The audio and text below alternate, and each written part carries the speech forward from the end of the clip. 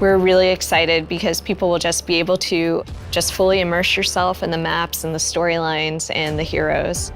With the new seasonal model, we'll be able to drop a ton of content in very frequently as we're updating the game through these big seasonal drops.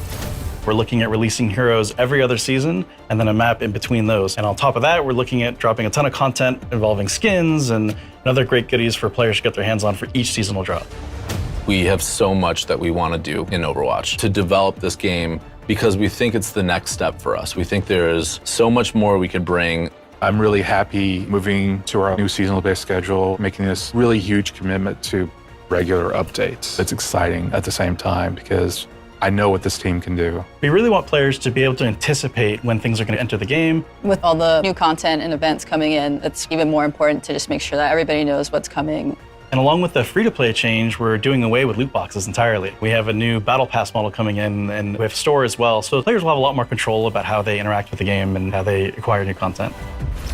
We've been working on so many things over the past couple of years. I'm most excited for folks to see some of the new heroes that we've been kind of cooking up. It's a bunch of different reasons why we choose to make a hero. We're trying to follow the narrative, pick the hero that makes sense. Or do we need to create a hero that answers this meta, counters a certain strategy that's too strong in the game? We've got 2 more supports and another tank in just the first couple of seasons. And we're still working on new characters for a year and a half down the line as well. There's characters that folks have already seen glimpses of in the story, and there's also characters that you've never seen before, never heard about.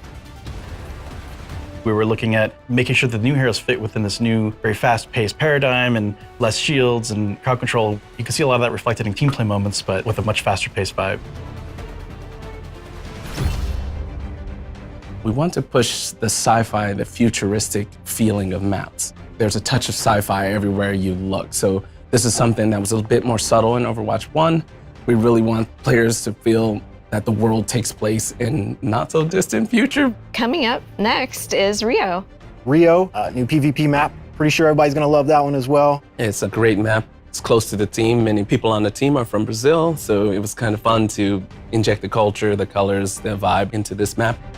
There's a map that takes place in Portugal. This map is pretty close to the team because our lead environment artist, he's from Portugal. People from the location should really get a sense that we've done a ton of research and we were very inspired, and I think we captured it pretty beautifully in the game. It is a push map, one of the newest game modes, and we tried some pretty interesting layouts for this one, so we hope the players like it. We definitely want the game to feel like a globe-trotting adventure. There's new types of content from what you're used to in Overwatch 1. We have charms, we have banners.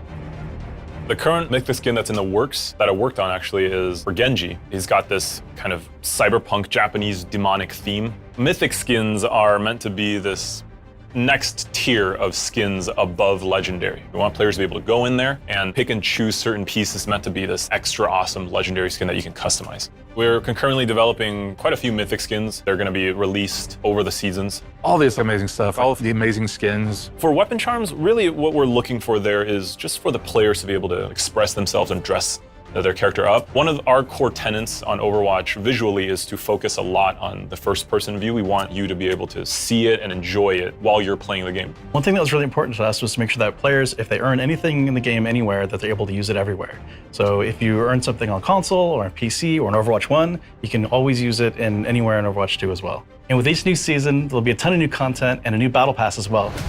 These seasonal updates will allow us to be constantly infusing the game with new content, new heroes, new maps. So the game is going to feel fresh just all the time. There's always going to be something for you to do or to work towards. There's never going to be a point where you're like, gosh, I don't have anything to do. Being able to provide players with new heroes every so often, new maps. It is going to be a growing and evolving game. There's so much for us to explore as we move forward. Get ready. It's going to be really exciting, really fun.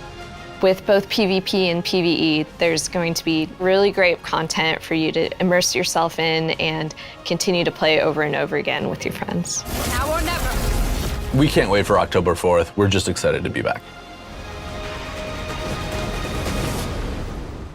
You mentioned that PvE is coming in 2023. Now, can you tell us how the development is going and why the team is committed to bringing these type of experiences into Overwatch?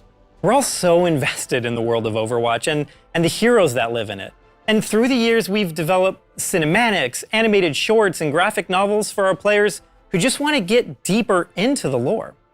With PvE, we have an opportunity to go a step further, to go deeper into diverse storytelling in ways that we really just haven't been able to before. So we are planning to expand the Overwatch universe through these seasons that we just described, and we will start delivering this PvE gameplay in 2023. PvE will be delivered through the live service, and that means we'll be able to deliver and tell more Overwatch stories and create more opportunities to experience our heroes. Here's a sneak peek at what we're working on. The team's goal for PvE in Overwatch 2 is to basically move the overall story of Overwatch forward. We've told a lot of short stories along the way. There are a lot of to be continues. It's time for us to answer those questions, close off some of those stories, ask new questions. So the new game will definitely move the overall canon of the lore of Overwatch forward. Get those doors open! For the PvP live service, for certain seasons, you're also going to get some PvE maps. You'll be fighting Null Sector in at least some of the maps. They've come back and they're mad, so it's Overwatch's job to take them out. There's going to be content for you to immerse yourself in and continue to play over and over again. A lot of the older guys from the original Overwatch team, they're coming back, but they need help with some of the younger generation like Brigitte and Lucio. So we're going to tell the story of how Overwatch basically gets back together. Another thing we want to do with the story is to showcase more of where the characters are from. For example, Torbjorn is from Gothenburg. Players will get a chance to see what Torbjorn's factory looks like. You can play PvE with your friends and immerse yourself in the world and stay inside of it a little bit longer.